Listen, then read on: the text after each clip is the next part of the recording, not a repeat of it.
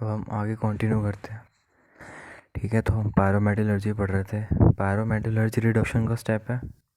ठीक है, उससे पहले हमने इलेक्ट्रोलाइट की रिडक्शन पढ़ा था।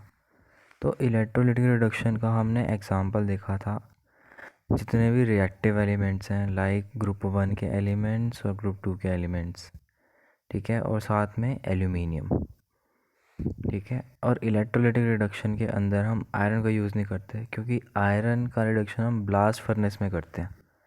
ठीक है, बट जो हमारा एल्यूमिनियम ऑक्साइड होता है, बॉक्साइड, और उसका रिडक्शन हम इस प्रोसेस में करते हैं।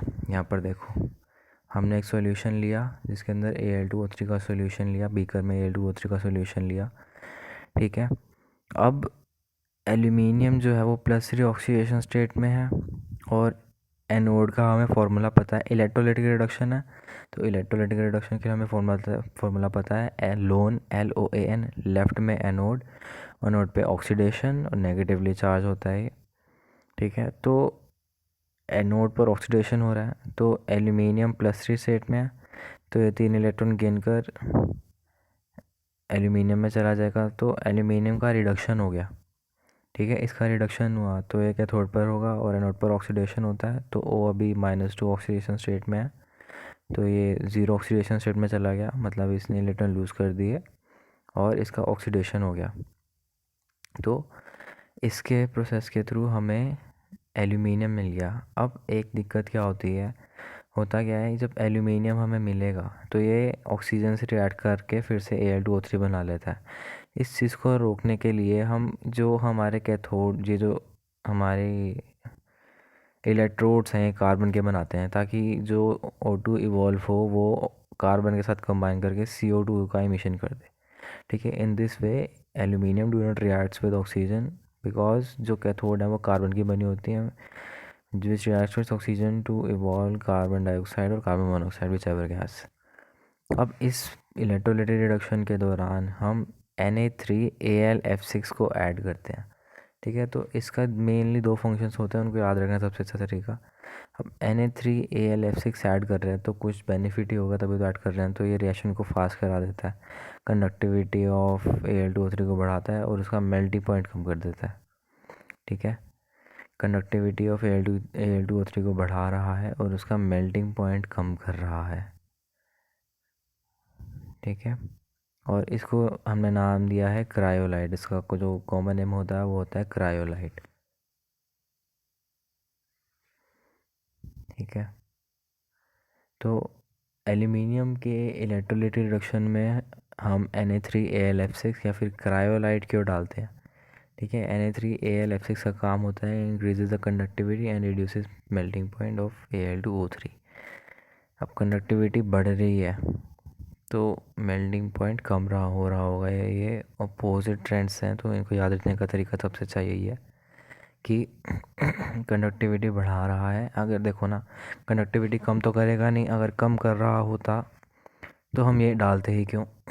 अब बढ़ा रहा है इसीलिए हमने इसको डाला, तो कंडक्टिविटी बढ़ा रहा है, और इसका अपोजिट रिड्यूस कर रहा है मेल्टिंग पॉइंट, तो कंडक्टिविटी बढ़ेगी, मेल्टिंग पॉइंट कम होगा।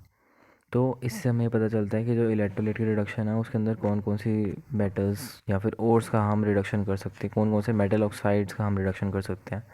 तो इलेक्ट्रोलाइटिक रिडक्शन के अंदर हम ग्रुप 1 और ग्रुप 2 के एलिमेंट्स लाइक कुछ भी ले लो, कॉपर ले लो, जिंक ले लो, कुछ भी ले सकते हैं, और प्रेफरेबली हमारी एनसीईआरटी में एल्यूमिनियम का एग्जांपल भी दे रखा है।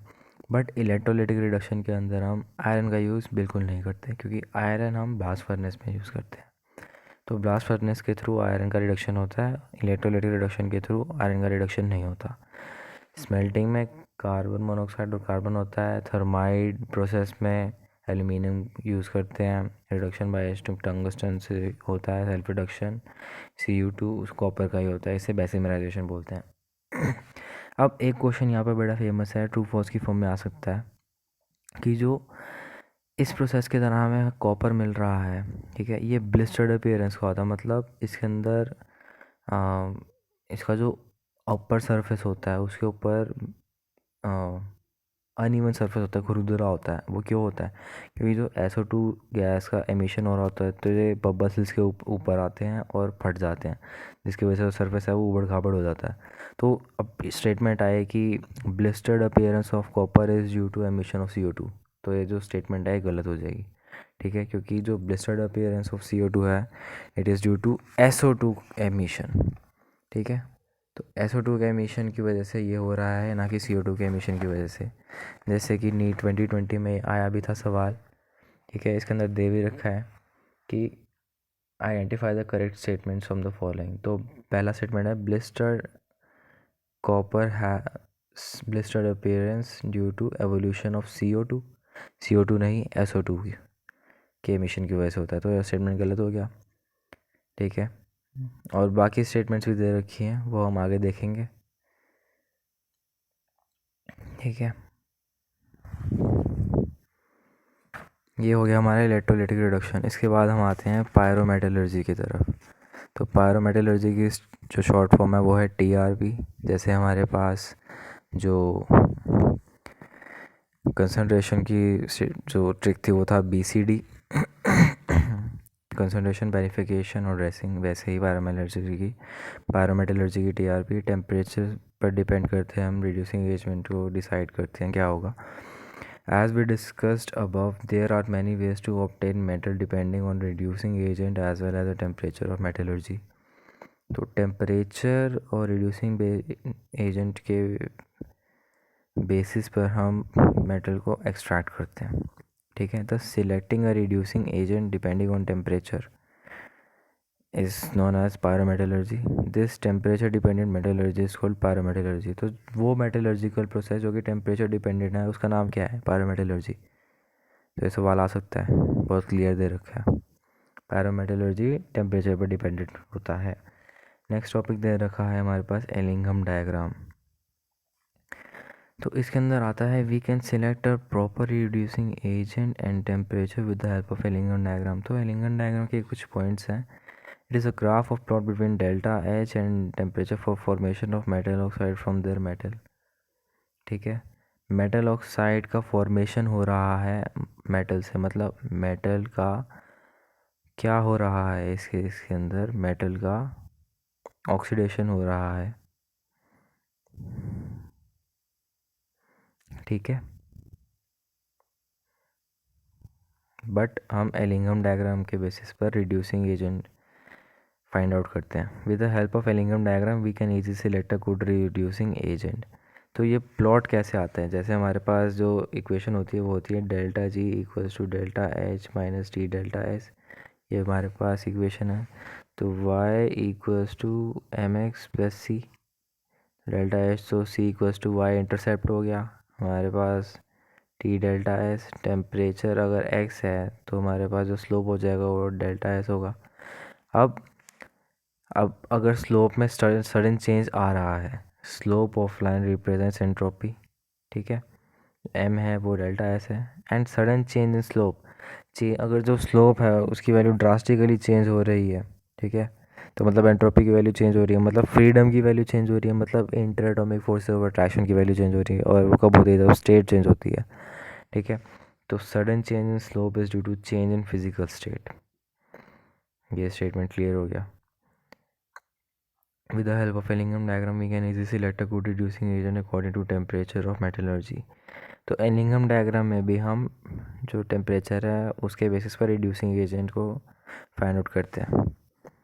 अब यहाँ पर कुछ इंपॉर्टेंट पॉइंटर्स दे रखे हैं जो NCERT में गिवन है। According to Ellingham diagram, up to 1673 kelvin magnesium will reduce Al2O3 into Al, but above this temperature aluminum will reduce MgO into Mg, ठीक है। अगर हम इस स्टेटमेंट की बात करें तो आई थिंक ये गलत दे रखा है। यहाँ पर formation of metal from metal oxide होना चाहिए था, क्योंकि ये रिडक्शन का प्रोसेस है ना, और रिडक्शन से पहले concentration of ore into metal oxide चल रहा था। तो हमें यहाँ पे मेटल ऑक्साइड इनटू मेटल करना है, ठीक है। तो formation of metal from its oxide हो जाएगा यहाँ पे। अब इसको याद करने का तरीका क्या है? जब हम SRP की जो टेबल है उसको देखते हैं तो उसके अंदर अगर हम देखें तो एल्यूमिनियम और मैग्नीशियम का कंपैरिजन करें तो स्टैंडर्ड रिडक्शन पोटेंशियल की जो इलेक्ट्रोकेमिकल सीरीज़ है उसमें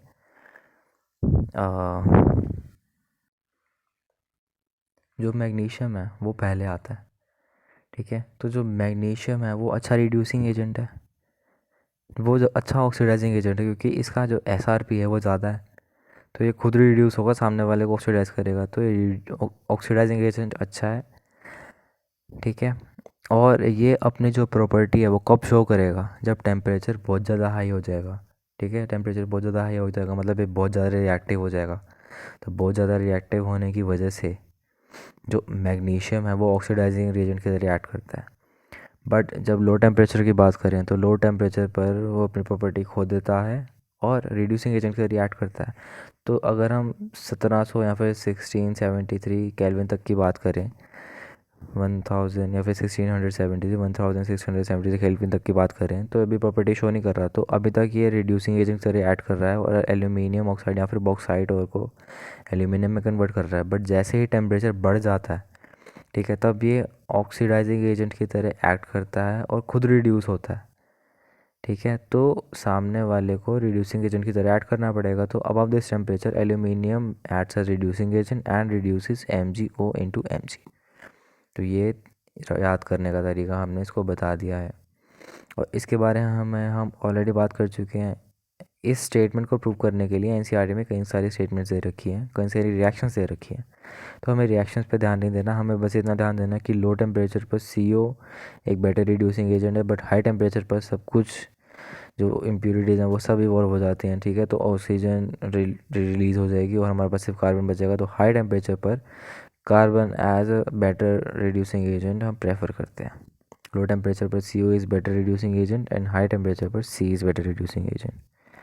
ठीक है, तो इस प्रोसेस की इस रिएक्शन को हम देख लेते हैं। Fe2O3 CO से रिएक्ट करवाया तो CO इज़ रिड्यूसिंग एजेंट, और ये चीज़ हमने स्मेल्टिंग में भी देखी थी। तो जो ब्लास्ट फर्नेस है, ठीक है, इसके अंदर हमें आयरन मिलता है। ठीक है, हम आयरन के ऑक्साइड का रिडक्शन करवाते हैं CO से और फिर हमें मिलता है आयरन। ये इंटरमीडिएट रिएक्शन चल रही हैं अभी फ़िलहाल। जैसे Fe2O3 को हमने जब CO से रिएक्ट करवाया तो हमें ये दोनों रिएक्शन CO की रिएक्शन से हमारे में दो ये चीज़ें मिलती हैं। ठीक है, उसके बाद जब हम इन जैसे इसमें से हमें आयरन चाहिए तो इसको हमने CO से फिर रिएक्ट करवाया तो आयरन मिल गया, और इससे हमने जब CO को रिएक्ट कराया तो फिर हमें आयरन मिल गया। तो ये इस तरह से इन दोनों की इक्वेशन, ये दो इक्वेशंस कॉन्टिन्यूएशन में आ रही हैं। ठीक है, और जिंक ऑक्साइड का भी जब हम कार्बन के साथ रिडक्शन करवाते हैं तो हमें जिंक मिल जाता है, और ये दो इक्वेशंस हमें स्मेल्टिंग में भी देखने को मिली थी। तो स्मेल्टिंग में के एग्जांपल्स हमारे पास दो आ गए, एक तो आयरन का आ गया और एक जिंक का आ गया। ये एग्जांपल्स हमें याद रखने हैं, बहुत ज़्यादा इंपॉर्टेंट एग्जांपल्स हैं। ठीक है, तो जब हमें आयरन का रिडक्शन करवाना है तो स्मेल्टिंग के थ्रू करवाएंगे, और इलेक्ट्रोलाइट रिडक्शन अगर हो रहा है तो उस इलेक्ट्रोलाइट रिडक्शन आयरन का नहीं होता है, एल्यूमिनियम के लिए प्रेफर किया जाता है। ये एक क्वेश्चन दे रखा है, बोर्ड पर्पज़ के लिए इम्पोर्टेंट है, नीट एम्स के लिए इम्पोर्टेंट नहीं है, तो इसको हम स्किप करते हैं और आगे चलते हैं। नेक्स्ट टॉपिक जो हमारा दे रखा है वो दे रखा है रिफाइनिंग। ठीक है, तो अब रिफाइनिंग पर पहुंचते हैं। अब जब ये लास्ट स्टेप है हमारे पास मेटलर्जी का, इससे पहले जितने भी स्टेप्स है वो एक बार रिकॉल कर लेते हैं। सबसे पहला था कंसंट्रेशन, ड्रेसिंग या फिर बेनिफिकेशन। उसके बाद था conversion of metal into metal oxide. ठीक है, जिसके अंदर दो प्रोसेसेस है, कैल्सिनेशन और रोस्टिंग। रोस्टिंग में मेटल सल्फाइड यूज़ करते थे और कैल्सिनेशन में हम मेटल ऑक्साइड या फिर मेटल कार्बोनेट यूज़ करते थे। उसके बाद रिडक्शन आता है। रिडक्शन में हमारे पास melting, thermite, reduction with H2, self reduction called bessemerisation. ठीक है, स्मेल्टिंग को हम ब्लास्ट फर्नेस में यूज़ करते हैं। उसके बाद इलेक्ट्रोलिटिक रिडक्शन, पायरोमेटलर्जी और रेलिंघम डायग्राम, ये सब रिडक्शन के प्रोसेसेस हो जाते हैं रिडक्शन ऑफ मेटल ऑक्साइड में। अब उसके बाद आती है बारी रिफाइनिंग की। तो रिफाइनिंग में metal obtained up till here up till now contain some impurities, तो कुछ इम्प्योरिटीज स्टिल रह जाती हैं। Several techniques are use to obtain highly pure metal called refining, तो ये हाईली प्योर मेटल ऑब्टेन करने के लिए हमारे पास यूज़ आता है। तो अभी तक हम कंसनट्रेटेड मेटल ऑब्टेन करना हमारा एम था, बट जब हम प्योर मेटल ऑब्टेन करने की बात कर रहे हैं तो वो रिफाइनिंग में आ जाएगा। ठीक है, तो ये बड़ी इंपॉर्टेंट स्टेटमेंट्स आ जाती हैं। अब वो ऑप्शन में दे देगा कि कंसनट्रेटेड मेटल या फिर प्योर मेटल, तो ये जो वर्ड्स हैं ये पकड़ना है बड़ा इंपॉर्टेंट हो जाता है। तो अगर कंसनट्रेटेड हमारे पास वो अगर ओर की बात कर रहा है, कंसनट्रेटेड मेटल की बात कर रहा है, तो वो हमारे पास सबसे पहला प्रोसेस है, सबसे पहला स्टेप था कंसनट्रेशन बेनिफिकेशन, तो वो उसके एग्जांपल्स आ जाएंगे। बट अगर वो प्योर मेटल ऑब्टेन करने की बात कर रहा है तो उसके एग्जांपल्स रिफाइनिंग के एग्जांपल्स आ जाएंगे सबके सब। सबसे पहला प्रोसेस होता है इसमें सबसे जो हम यूज़ कर सकते हैं रिफाइनिंग के लिए वो है डिस्टिलेशन। ठीक है, distillation is applied only if boiling point of metal is lower than it's impurities, so that metal heated collected elsewhere in pure form leaving impurities behind. तो मेटल इवेपोरेट हो जाएगा, ठीक है, और इसको हम कहीं और कलेक्ट कर लेंगे और इसको फिर कंडेंस कर लेंगे, तो इम्प्योरिटीज़ पीछे रह जाएंगी क्योंकि उनका जो बॉइलिंग पॉइंट है वो कम है, और हम सिर्फ मेटल के बॉइलिंग पॉइंट तक उसको हीट करेंगे जो हमारा मेटल मिला है हमें। ये एक तरीका है जिससे हम जिंक की प्योर फॉर्म ऑब्टेन कर सकते हैं। नेक्स्ट सेकंड स्टेप आता है हमारे पास लिक्वेशन। लिक्वेशन पे क्या होता है, हम एक स्लोप पर मेटल को रख देते हैं और उसे मेल्ट करते हैं। ठीक है, इस केस के अंदर जो मेटल है वो मेल्ट हो जाता है, तो जो कंडीशन है वो है मेटल का मेल्टिंग पॉइंट लो होना चाहिए as compare to its impurities, so that metal flow down along with the slope and impurities are left behind.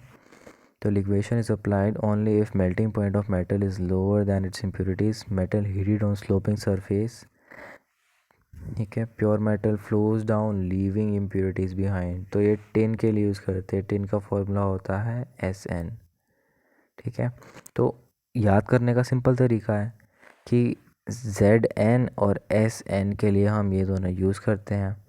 अब टिन जो है एक टाइप से मरकरी जैसा है, ठीक है, और जिंक को हम डिस्टिलेशन में यूज़ करते हैं।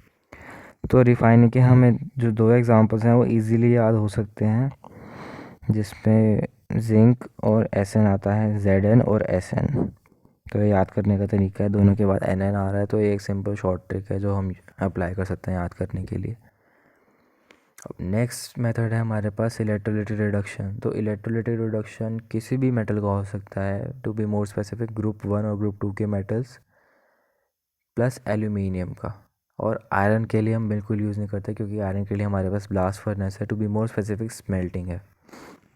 ठीक है, तो अब जिंक के लिए हमारे पास इलेक्ट्रोलाइटिक रिडक्शन भी है और जिंक के लिए हमारे पास मेल्टिंग भी है। ठीक है, और ये चीज़ हम आगे भी देखते हैं। जब हम जिंक की बात करते हैं तो जिंक के लिए हमारे पास इलेक्ट्रोलाइटिक रिडक्शन आ जाता है और साथ ही साथ स्मेल्टिंग भी आ जाता है। ठीक है, डिस्टिलेशन अभी जस्ट बात करी है और ये स्मेल्टिंग की रिएक्शन है। ठीक है ना, ये स्मेल्टिंग की ही रिएक्शन है जो मैं बात कर रहा था। तो जिंक दोनों प्रोसेसेस यूज़ करता है of reduction, that is smelting और इलेक्ट्रोलाइटिक रिडक्शन, बट आयरन सिर्फ और सिर्फ स्मेल्टिंग में मिलेगा और एल्यूमिनियम सिर्फ और सिर्फ हमारे पास इलेक्ट्रोलाइटिक रिडक्शन में देखने को मिलेगा। वापस आ जाते हैं अपने टॉपिक पे। हम बात कर रहे थे इलेक्ट्रोलाइटिक रिडक्शन की, तो जिंक की बात कर रहे थे अभी। तो एनोड पर हमारे पास ऑक्सीडेशन होता है तो जिंक इलेक्ट्रॉन लूज़ करेगा, और कैथोड पर रिडक्शन होता है तो जिंक इलेक्ट्रॉन गेन करेगा। तो एनोड को हम इम्प्योर रखते हैं, कैथोड को प्योर रखते हैं। ठीक है, इसकी छोटी सी एक स्ट्राइप ले लेते हैं कैथोड की, और ये थिक होता है जो कि इम्प्योर फॉर्म में होता है। तो इससे जिंक जो सॉल्यूशन है इलेक्ट्रोलाइटिक सॉल्यूशन उसके अंदर रिलीज़ होता जाता है और इलेक्ट्रॉन्स जो सॉल्ट ब्रिज हैं उसके थ्रू हमारे पास कैथोड तक पहुंचते जाते हैं। फिर कैथोड पर पहुंचने के बाद हमारे पास रिडक्शन होता है, तो ये वाले जो इसके जिंक के आयन थे जो इलेक्ट्रोलाइटिक सॉल्यूशन में थे वो कैथोड पर जाते हैं, और जो सॉल्वेंट्स के थ्रू इलेक्ट्रॉन आ रहे थे वो एक्सेप्ट करके जिंक में कन्वर्ट हो जाते हैं और प्योर जिंक हमें कैथोड पर मिल जाता है। और जो इम्प्योरिटीज़ थी एनोड में वो नीचे गिर जाती हैं, और एनोड के नीचे एक हमारे पास पाइल कलेक्ट हो जाता है डस्ट का, जिसे हम एनोड मड बोलते हैं। A pure stripe of pure metal at cathode, impure metal at anode with suitable electrolyte. On applying current we obtain pure metal at cathode. ठीक है। Unreacting metals like Ag, Au, Pt as impurities fall below anode called as anode mud। तो anode mud की हमारे पास composition भी पूछ सकते हैं क्या क्या होता है। तो अनरिएक्टिव मेटल्स जितने भी हैं, जितने भी हमारे ज्वेलरी में यूज़ होते हैं, सिल्वर, गोल्ड, प्लैटिनम, तो ये सब एनोड मड में पाए जाते हैं। ये इलेक्ट्रोलाइटिक रिडक्शन में जिंक पे देख लिया। अब हमें ये सिंपली याद रखना है, वो कुछ भी पूछ सकता है इसमें कि एनोड पे इम्प्योर होता है या प्योर होता है, तो इस टाइप से सवाल पूछ सकता है। अब नेक्स्ट टॉपिक हमारे पास आ जाता है अपना जोन रिफाइनिंग। ठीक है। Zone refining is applied only if impurities of metal are more soluble in melt than solid। तो अब जोन रिफाइनिंग को हम नेक्स्ट वीडियो में कवर अप करते हैं, और साथ ही साथ ये पूरा चैप्टर भी कवर अप कर देंगे जो 1-2 पेज रह गए हैं।